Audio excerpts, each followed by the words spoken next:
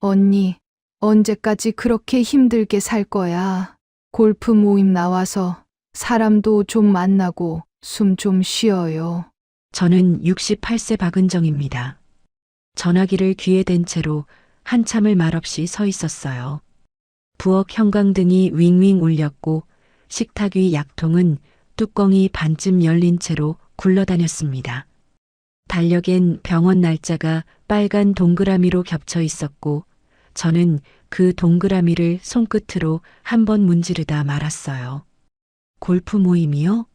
저는 입만 벙긋거렸습니다.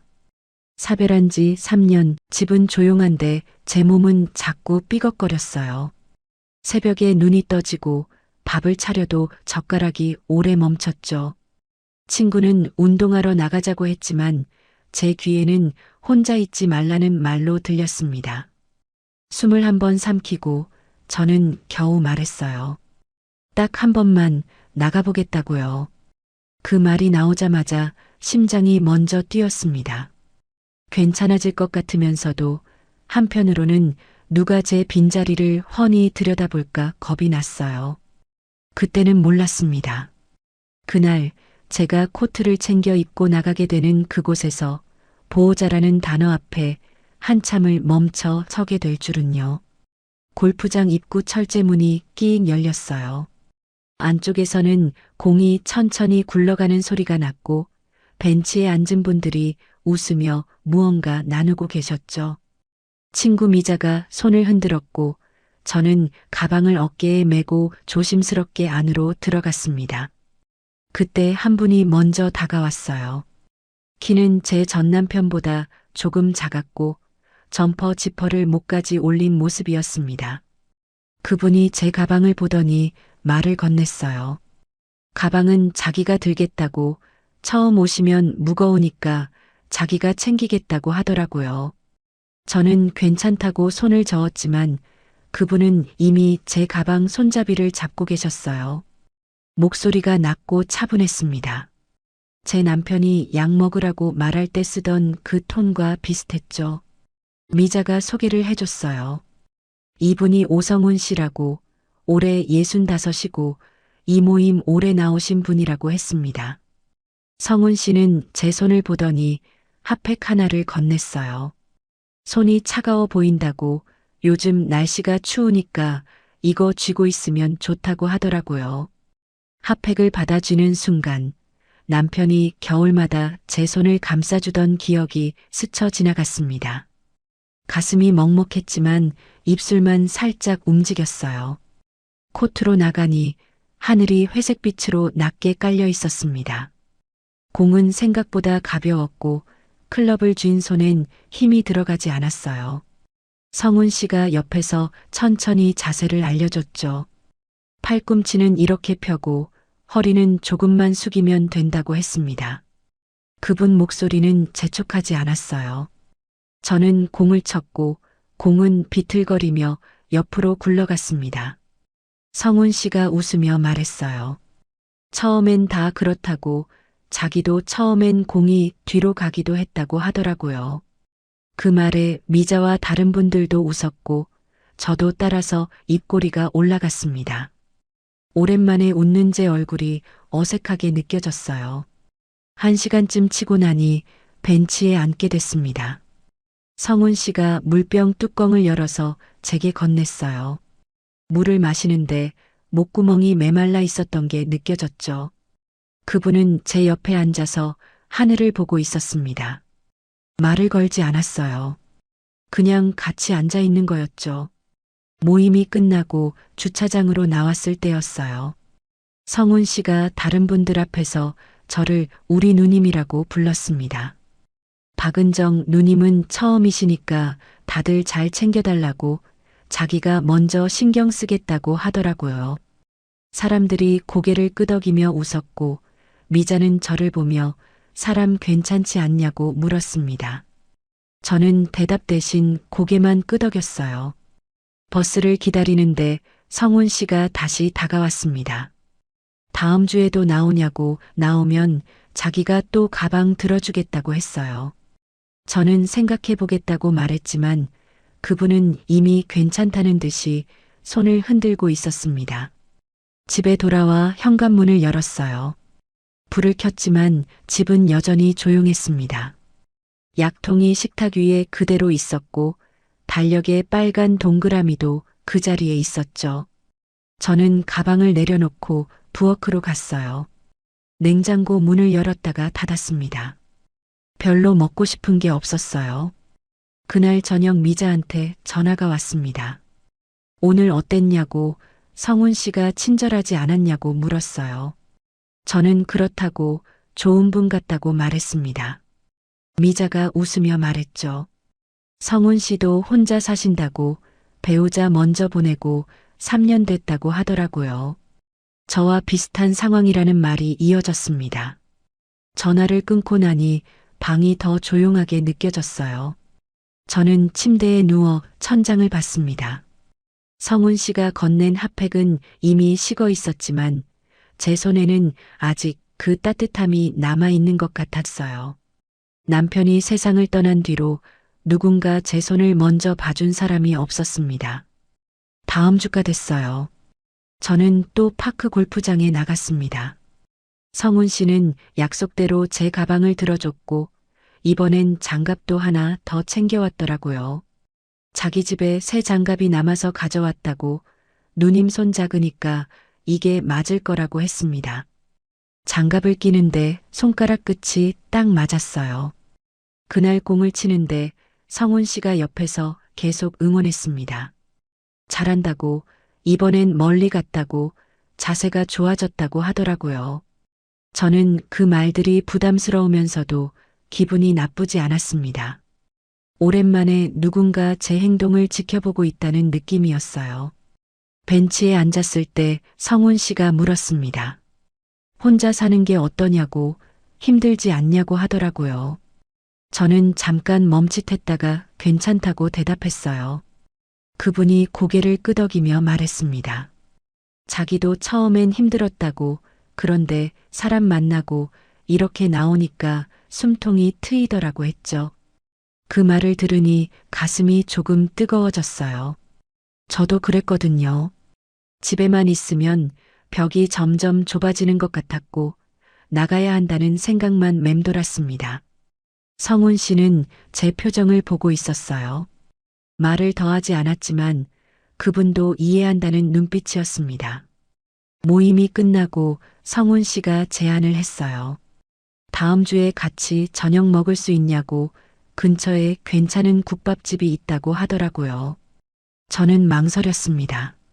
미자가 옆에서 가보라고 밥 한 끼 먹는 건데 뭐 어떠냐고 웃으며 말했어요. 저는 생각해 보겠다고 했지만 성훈 씨는 기다리겠다는 표정으로 고개를 끄덕였습니다. 집에 돌아와 거울을 봤어요. 제 얼굴이 조금 달라 보였습니다. 뺨에 혈색이 돌았고 눈가 주름도 덜 깊어 보였죠. 저는 약통을 열어 약을 먹고 달력을 다시 봤어요. 병원 날짜는 여전히 빨간 동그라미로 표시돼 있었지만 그 옆에 파크 골프 모임 날짜가 연필로 적혀 있었습니다. 그날 밤 잠이 잘 왔어요. 새벽에 눈이 떠지지 않았고 아침에 일어났을 때 몸이 한결 가벼웠습니다.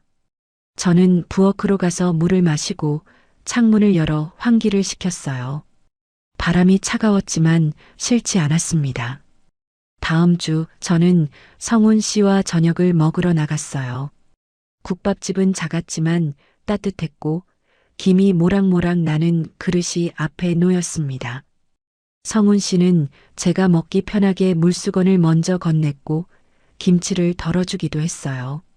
저는 국물을 한 숟가락 떠서 입에 넣었습니다. 오랜만에 밖에서 먹는 밥이 따뜻했어요. 밥을 먹으면서 성훈 씨가 자기 얘기를 조금 했습니다. 배우자를 먼저 보내고 혼자 살게 됐다고, 처음엔 집이 너무 넓게 느껴졌다고 하더라고요. 저는 고개를 끄덕였어요. 저도 그랬거든요. 성훈 씨는 그래서 파크 골프를 시작했다고, 나오니까 사람도 만나고 하루가 좀 채워지더라고 했습니다. 저는 그분 말을 들으며 제 이야기도 조금 꺼냈어요. 남편이 세상을 떠난 뒤로 집에만 있었다고, 그런데 요즘은 밖에 나오는 게 조금 익숙해진다고 했습니다. 성훈 씨가 웃으며 말했어요. 그렇게 하나씩 적응하는 거라고, 자기도 그랬다고 하더라고요. 밥을 다 먹고 나왔을 때 하늘은 어두워져 있었습니다. 성훈 씨가 집까지 바래다 준다고 했지만 저는 괜찮다고 손을 저었어요. 버스 정류장까지만 같이 걸었습니다. 버스를 기다리는 동안 성훈 씨는 제 옆에 서서 말없이 있었어요. 버스가 왔을 때 그분이 말했습니다. 다음 주에 또 보자고 파크 골프장에서 기다리겠다고 하더라고요. 버스 안에서 창밖을 봤어요. 성훈 씨는 손을 흔들고 있었고 저도 작게 손을 들어 올렸습니다. 버스가 출발하자 그분 모습이 점점 작아졌어요. 저는 핸드백 안에서 핫팩을 꺼냈습니다. 이번에도 성훈 씨가 건네준 거였어요. 아직 따뜻했습니다. 집에 도착해 불을 켰을 때 방은 여전히 조용했지만 예전만큼 무겁지 않았어요. 저는 약통을 챙기고 물을 마시고 침대에 누웠습니다. 잠들기 전 성훈 씨 얼굴이 떠올랐어요. 그분이 건넨 핫팩처럼 누군가의 친절이 이렇게 오래 남을 수도 있다는 게 낯설었습니다. 이 사람이 아니라 이 공기가 오랜만이라서 저는 어디까지 믿게 될까요? 그 뒤로 파크 골프 모임은 일주일에 2번으로 늘었어요. 성훈 씨는 매번 나왔고 저도 빠지지 않았습니다. 어느 날 벤치에 앉아 있는데 성훈 씨가 말을 꺼냈어요. 혼자 사는 게 외롭지 않냐고, 같이 살면 서로 의지가 되지 않겠냐고 하더라고요. 저는 깜짝 놀라서 그분을 봤습니다. 성훈 씨는 웃으며 말했어요. 갑자기 놀랐을 거라고, 그런데 자기는 진심이라고 했죠. 나이 들어 혼자 사는 게 얼마나 힘든지 안다고, 서로 챙기면서 살 수 있지 않겠냐고 하더라고요. 저는 대답을 못하고 물병만 만지작거렸습니다. 미자가 나중에 전화로 물었어요. 성훈 씨 제안 어떠냐고. 나쁘지 않은 분 같은데 생각해 보는 게 어떻겠냐고 했습니다.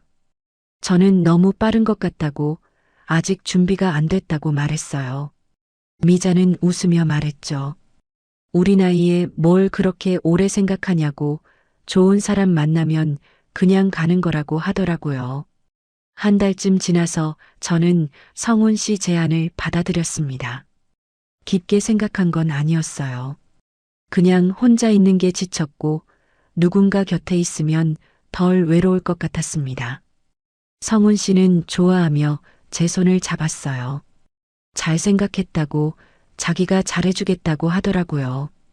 결혼은 조촐하게 했습니다. 친척도 많이 부르지 않았고 모임 사람들만 몇 분 오셨어요. 성훈 씨는 그날 내내 웃었고 제 옆에 서서 사람들한테 인사를 시켰습니다. 사진을 찍을 때 성훈 씨가 제 어깨에 손을 올렸어요.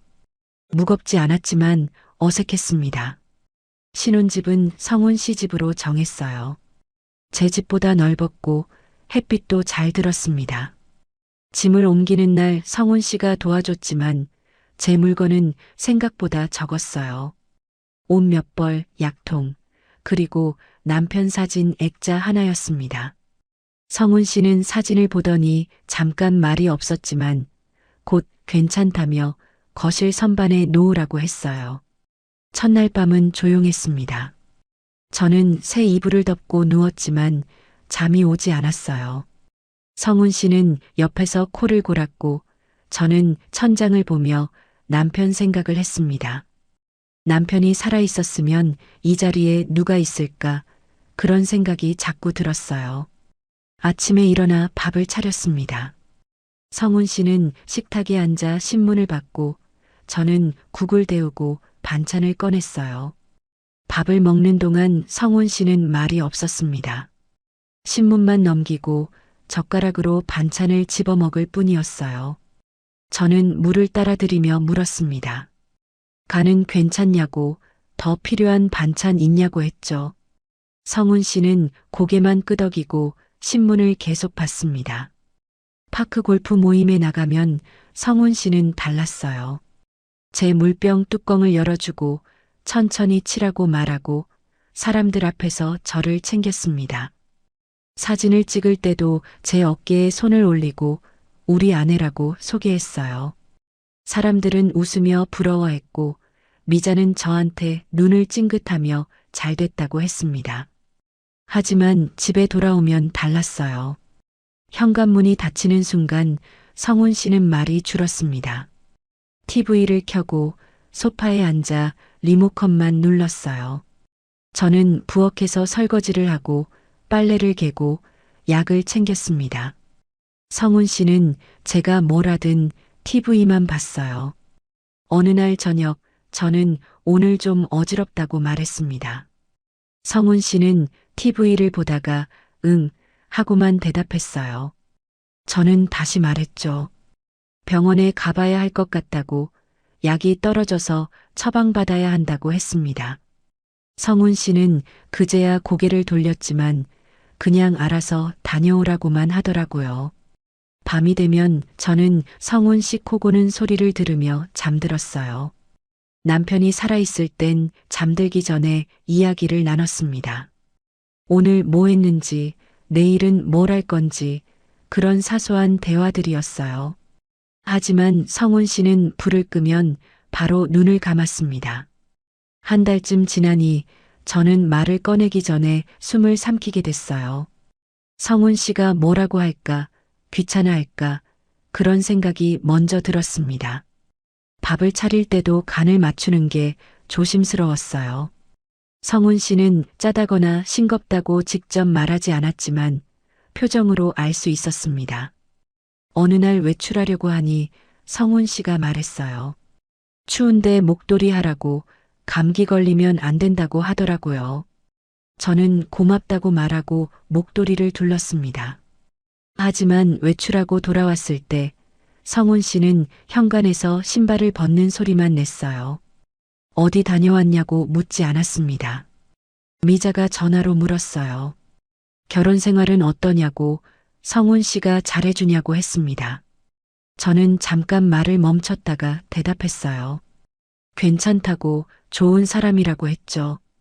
미자는 다행이라며 웃었지만 저는 전화를 끊고 나서 한숨이 나왔습니다. 밤에 약을 먹으려고 하는데 통이 비어 있었어요. 저는 성훈 씨한테 말했습니다. 약이 떨어졌다고, 내일 병원 가야 한다고 했죠. 성훈 씨는 TV를 보다가 고개를 끄덕였지만 같이 가겠다는 말은 하지 않았습니다.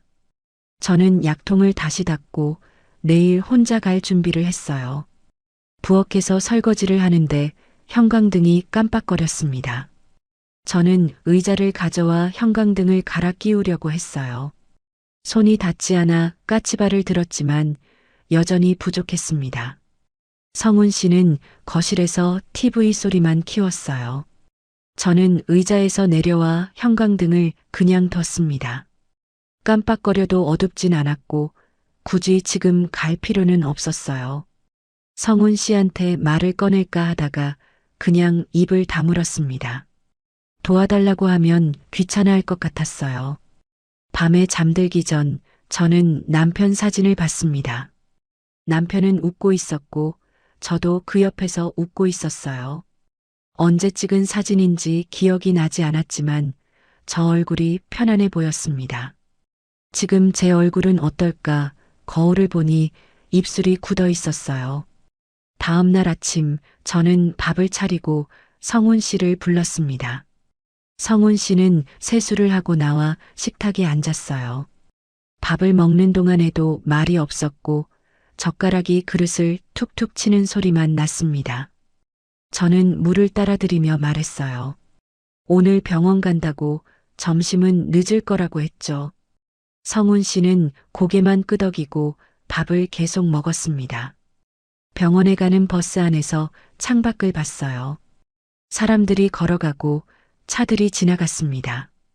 모두 어디론가 가고 있었지만 저는 어디로 가는 건지 잘 모르겠더라고요. 버스가 정류장에 멈췄고 저는 내려서 병원 쪽으로 걸었습니다. 저는 원래 무뚝뚝한 사람이라고 스스로를 설득할 수 있을까요?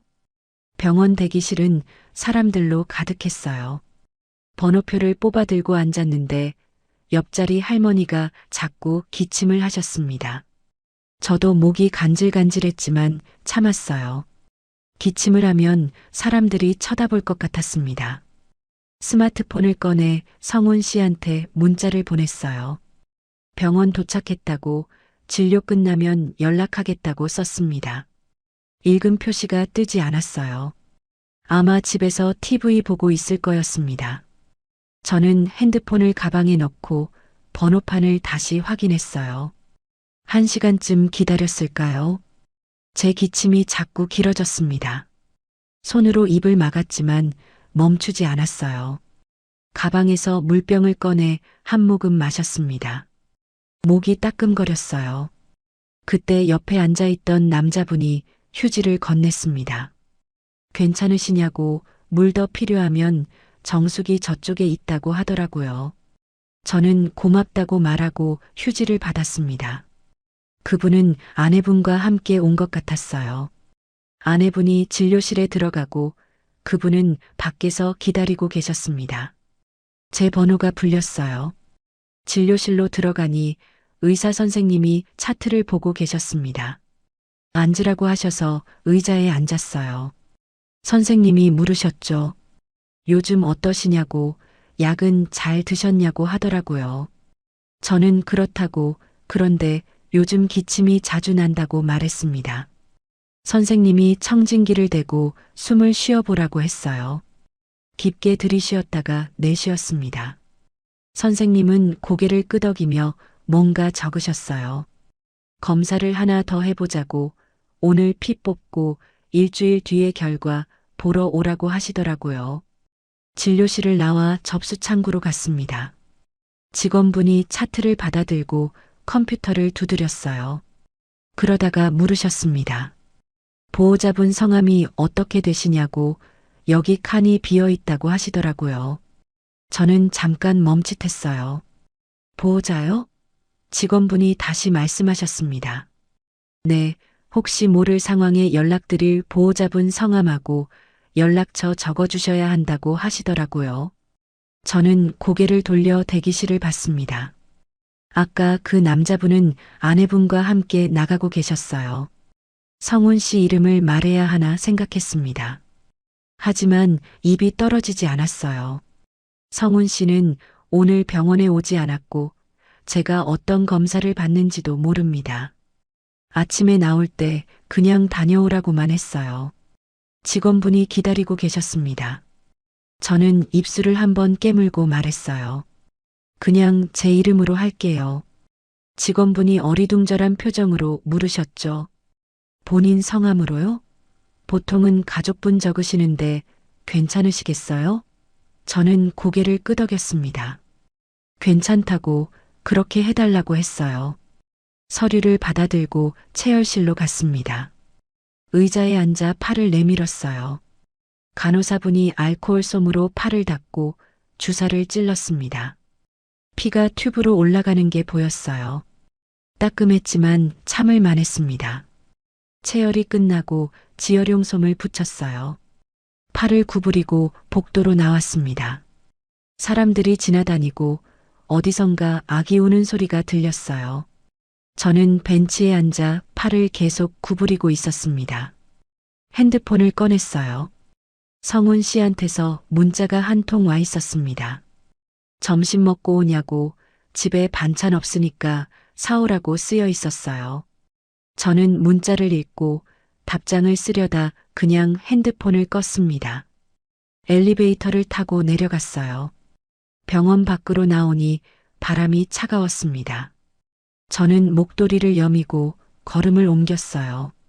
주차장을 지나는데 아까 그 남자분 부부가 차에 타는 게 보였습니다. 남자분이 아내분의 가방을 들어주고 차 문을 열어주더라고요. 저는 그 모습을 보다가 고개를 돌렸습니다. 버스 정류장으로 걸어가는데 다리가 무거웠어요.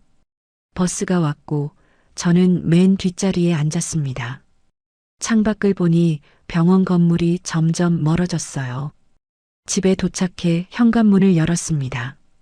성훈 씨는 소파에 앉아 TV를 보고 있었어요. 제가 들어왔는데도 고개를 돌리지 않았습니다. 저는 신발을 벗고 가방을 내려놓고 부엌으로 갔어요. 냉장고를 열었습니다. 반찬이 거의 없었어요. 성훈 씨가 사오라고 했던 게 생각났지만 저는 그냥 문을 닫았습니다. 식탁에 앉아 물을 마셨어요. 팔에 지혈솜이 벗겨질 것 같아 다시 눌렀습니다. 성훈 씨가 부엌으로 왔어요. 병원은 어땠냐고, 검사는 뭐 한다고 하던가 물었습니다. 저는 대답했어요. 피 뽑았다고, 일주일 뒤에 결과 나온다고 했죠. 성훈 씨는 그래 하고 냉장고를 열어 물을 꺼냈습니다.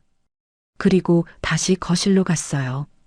저는 식탁에 그대로 앉아 있었습니다. 형광등이 여전히 깜빡거렸고 저는 그 불빛을 보고 있었어요. 보호자란에 제 이름을 쓴 게 자꾸 생각났습니다. 왜 성훈 씨 이름을 쓰지 못했을까?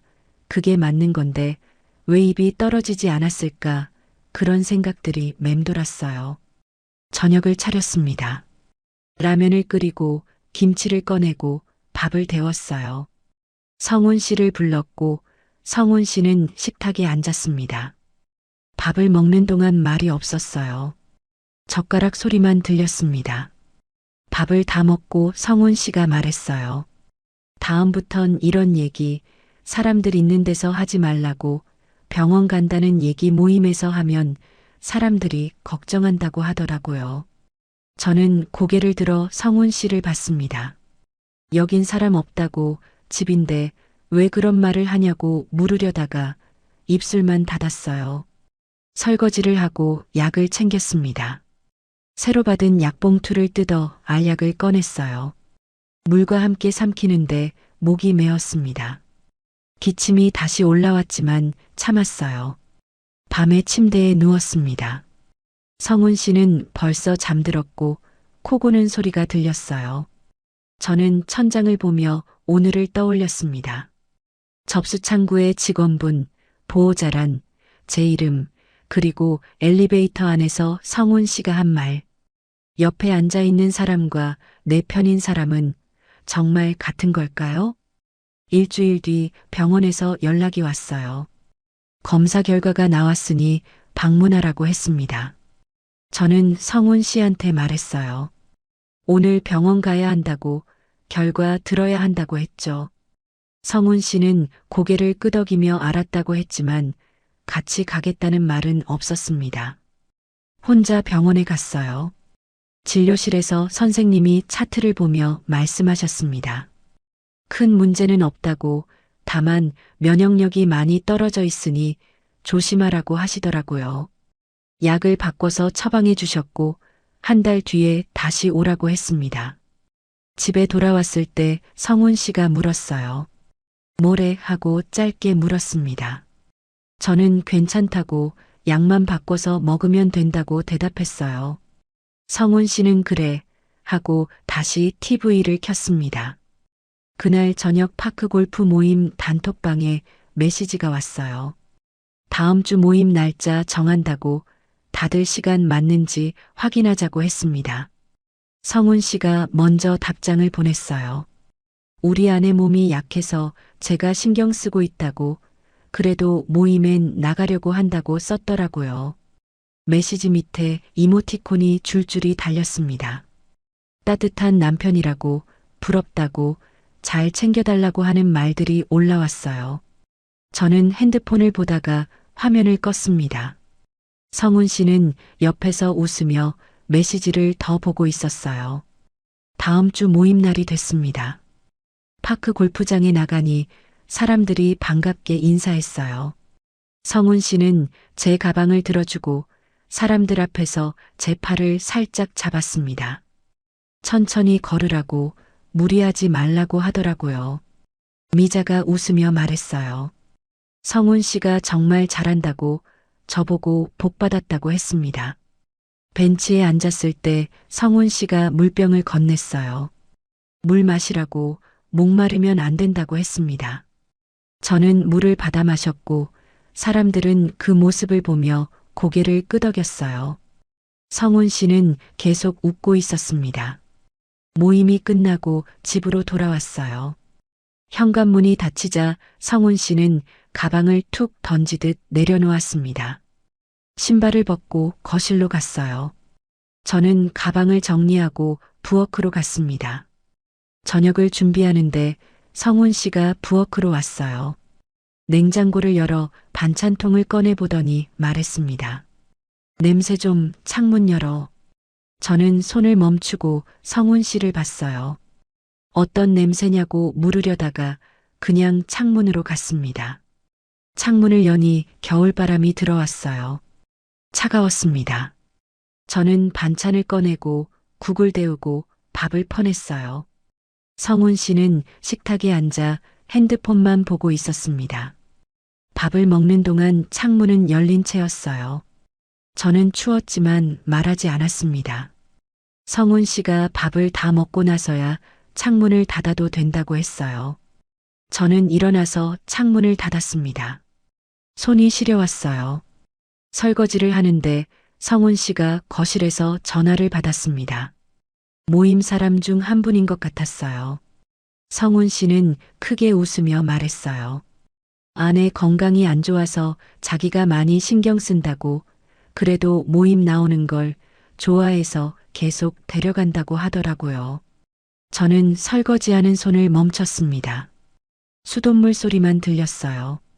성훈 씨는 계속 전화하고 있었고 저는 물을 끄고 수건으로 손을 닦았습니다. 약을 먹으려고 봉투를 꺼냈어요. 새로 받은 약이 생각보다 많았습니다. 알약을 손바닥에 올려놓고 물을 마셨어요. 목구멍을 넘어가는 게 느껴졌습니다.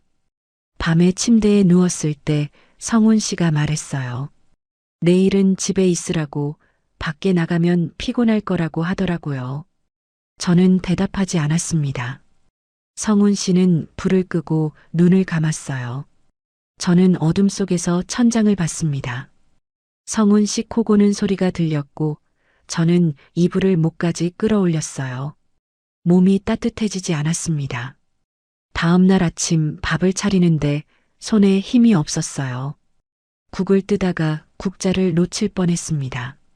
성훈 씨는 식탁에 앉아 신문을 보고 있었어요. 저는 밥그릇을 놓고 반찬을 꺼냈습니다. 밥을 먹다가 성훈 씨가 말했어요.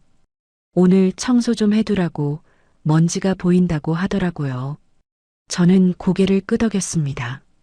성훈 씨는 밥을 다 먹고 설거지는 나중에 하라고 말하며 나갔어요. 혼자 남은 부엌에서 저는 그릇을 바라봤습니다. 설거지를 시작했지만 손이 자꾸 떨렸어요. 그릇 하나가 미끄러져 싱크대에 부딪혔습니다. 깨지지는 않았지만 소리가 컸어요. 청소를 했습니다. 거실을 쓸고 걸레질을 하고 먼지를 닦았어요. 중간에 어지럼이 올라왔지만 앉지 않았습니다. 그냥 벽에 손을 짚고 숨을 고르고 다시 청소를 계속했어요. 오후가 됐을 때 미자한테서 전화가 왔습니다. 요즘 어떠냐고, 성훈 씨가 잘해주냐고 물었어요. 저는 잠깐 말을 멈췄다가 대답했습니다. 그렇다고 챙겨준다고 했어요. 미자는 다행이라며 웃었습니다. 전화를 끊고 소파에 앉았어요. 청소는 다 끝났지만 몸이 무거웠습니다. 약을 먹어야 할 시간이었지만 일어나기 싫었어요. 그냥 소파에 기대 눈을 감았습니다. 성훈 씨가 돌아온 건 저녁 때였어요. 집안을 둘러보더니 고개를 끄덕였습니다. 청소 잘했다고, 이렇게 해야 한다고 하더라고요. 저는 저녁을 차리러 부엌으로 갔어요. 밥을 하는 동안 성훈 씨는 거실에서 TV를 켰습니다. 뉴스가 나왔고 아나운서 목소리가 부엌까지 들렸어요. 저는 국을 끓이고 생선을 구웠습니다. 연기가 올라왔지만 환풍기를 켜지 않았어요. 성훈 씨가 시끄럽다고 할 것 같았습니다. 저녁을 먹는 동안 성훈 씨가 물었어요. 약은 잘 챙겨 먹냐고, 병원에서 뭐라고 했냐고 했습니다. 저는 대답했어요. 약 잘 먹고 있다고, 병원에선 괜찮다고 했다고 말했습니다. 성훈 씨는 그럼 됐다며 밥을 계속 먹었어요. 밥을 다 먹고 설거지를 하는데 성훈 씨가 말했습니다. 다음 주 모임 때 사진 찍는다고 옷 좀 괜찮은 걸 입으라고 하더라고요. 저는 알았다고 대답했습니다. 성훈 씨는 사람들한테 좋게 보여야 한다고 자기 얼굴도 있으니까 신경 쓰라고 했어요. 그날 밤 옷장을 열어 옷을 봤습니다. 괜찮은 옷이 별로 없었어요. 남편이 사줬던 코트 하나가 있었지만 요즘은 잘 입지 않았습니다. 저는 옷장을 닫고 침대에 누웠어요. 성훈 씨는 벌써 잠들어 있었습니다. 코 고는 소리가 규칙적으로 들렸어요. 저는 그 소리를 들으며 눈을 감았습니다. 잠이 오지 않았어요. 다음 날도 그 다음 날도 비슷했습니다. 밥을 차리고 청소를 하고 약을 먹고 저녁을 준비했어요. 성훈 씨는 밖에 나가면 다정했지만 집에선 말이 짧았습니다. 저는 점점 말을 아끼게 됐어요. 파크 골프 모임 날이 다시 왔습니다. 성훈 씨는 제 코트를 챙겨주고 모자도 씌워줬어요. 사람들 앞에서였습니다. 미자가 웃으며 말했어요. 성훈 씨가 정말 세심하다고 저보고 감사할 줄 알아야 한다고 했습니다. 저는 웃으며 고개를 끄덕였어요. 사진을 찍을 때 성훈 씨가 제 어깨에 팔을 올렸습니다. 활짝 웃으며 카메라를 봤어요. 저도 웃었지만 입술만 올라갔습니다. 사진사가 하나 더 찍자고 해서 다시 웃었어요. 집으로 돌아오는 길 버스 안에서 성훈 씨가 말했습니다. 사진 잘 나왔다고 단톡방에 올리면 사람들이 좋아할 거라고 하더라고요. 저는 창밖을 보며 대답하지 않았습니다. 밤에 단톡방에 사진이 올라왔어요. 성훈 씨가 올린 거였습니다. 사진 밑에 댓글이 달렸어요. 부부 사이가 좋아 보인다고, 보기 좋다고, 행복해 보인다고 했습니다. 저는 핸드폰을 내려놓고 약을 먹으러 갔어요. 약봉투를 뜯는데 손이 떨렸습니다. 알약이 바닥에 떨어졌어요. 저는 주워 담고 다시 하나를 꺼냈습니다. 물과 함께 삼켰어요. 거울을 봤습니다. 제 얼굴이 야위어 보였어요. 뺨이 꺼지고 눈 밑에 그늘이 졌습니다. 저는 거울에서 눈을 떼고 불을 껐어요. 밖에선 좋은 남편인데 왜 제 집은 더 좁아지는 걸까요? 어느 날 아침이었어요. 밥을 차리는데 성훈 씨가 부엌으로 왔습니다. 어제 설거지 덜 했다고 싱크대에 그릇 하나 남아 있었다고 하더라고요. 저는 미처 못 봤다고 지금 할게요 라고 말했습니다. 성훈 씨는 그런 식으로 하지 말라고 제대로 하든지 말든지 하라고 했어요. 저는 대답하지 않았습니다. 그릇을 집어들고 설거지를 했어요. 성훈 씨는 거실로 나갔고 TV 소리만 커졌습니다. 밥을 먹는 동안 말이 없었어요. 젓가락 소리만 들렸습니다. 저는 밥을 다 먹고 일어나려는데 성훈 씨가 말했어요. 앉아 하고 짧게 말했습니다. 저는 다시 앉았어요. 성훈 씨가 말했습니다. 요즘 예민하다고 그 얘긴 그만하자고 하더라고요. 무슨 얘기냐고 물으려 했지만 성훈 씨는 벌써 일어나고 있었습니다. 그냥 알아서들 하라는 말만 남기고 나갔어요. 저는 식탁에 앉아 있었습니다. 성훈 씨가 무슨 얘기를 하는 건지 잘 모르겠더라고요. 그냥 제가 뭔가 잘못한 것 같았습니다. 손이 떨렸어요. 그날 저녁 성훈 씨가 늦게 들어왔습니다. 저는 밥을 차려놓고 기다리고 있었어요. 성훈 씨는 식탁에 앉지 않고 냉장고를 열어 물을 꺼냈습니다. 밥 안 먹냐고 물으니 밖에서 먹었다고 하더라고요. 저는 혼자 밥을 먹었습니다. 국은 식어 있었고 반찬도 차갑게 굳어 있었어요. 입에 넣었지만 넘어가지 않았습니다. 저는 숟가락을 내려놓고 물을 마셨어요. 밤에 잠이 오지 않았습니다. 성훈 씨는 옆에서 자고 있었고 저는 천장만 보고 있었어요. 그 얘긴 그만하자는 말이 자꾸 맴돌았습니다. 어떤 얘기를 하지 말라는 건지 저는 뭘 잘못한 건지 알 수가 없었어요. 다음 날 아침 저는 캐리어를 꺼냈습니다. 옷 몇 벌과 약통을 넣었어요. 성훈 씨는 출근한 뒤였고 집은 조용했습니다. 저는 캐리어 손잡이를 잡고 현관으로 갔어요. 현관문 앞에서 한참 서 있었습니다. 손잡이를 잡았지만 돌리지 못했어요. 나가면 뭐가 달라질까 그런 생각이 들었습니다. 하지만 여기 있으면 숨이 막힐 것 같았어요. 잠금쇠를 걸었습니다. 손이 떨렸어요. 딸깍 소리가 크게 들렸고 저는 캐리어를 끌고 계단을 내려갔습니다. 부동산에 가서 단기 원룸을 알아봤어요. 한 달 단위로 계약할 수 있는 작은 방이 있었습니다. 보증금도 적었고 가구도 갖춰져 있었어요. 저는 그 방으로 정했습니다. 방은 좁았습니다. 침대 하나, 접이식 테이블 하나, 작은 부엌이 전부였어요. 저는 캐리어를 열고 옷을 꺼냈습니다. 옷장에 걸고 약통을 테이블 위에 놓았어요. 창문을 열었습니다. 바람이 들어왔고 밖에서 차 지나가는 소리가 들렸어요. 저는 테이블에 앉아 방을 둘러봤습니다. 아무것도 없었지만 답답하지 않았어요. 핸드폰을 꺼냈습니다. 성훈 씨한테서 전화가 와 있었어요. 5통이나 있었습니다. 저는 전화를 받지 않았어요. 문자를 보냈습니다. 며칠 혼자 있을 거라고 연락하지 말아달라고 썼어요. 곧 전화가 다시 왔습니다. 저는 핸드폰을 뒤집어 놓고 침대에 누웠어요. 천장이 낮았지만 편안했습니다. 숨을 한번 길게 뱉었어요. 저녁이 됐을 때 밖으로 나갔습니다. 근처 편의점에서 김밥 하나를 샀어요. 방으로 돌아와 김밥을 먹었습니다.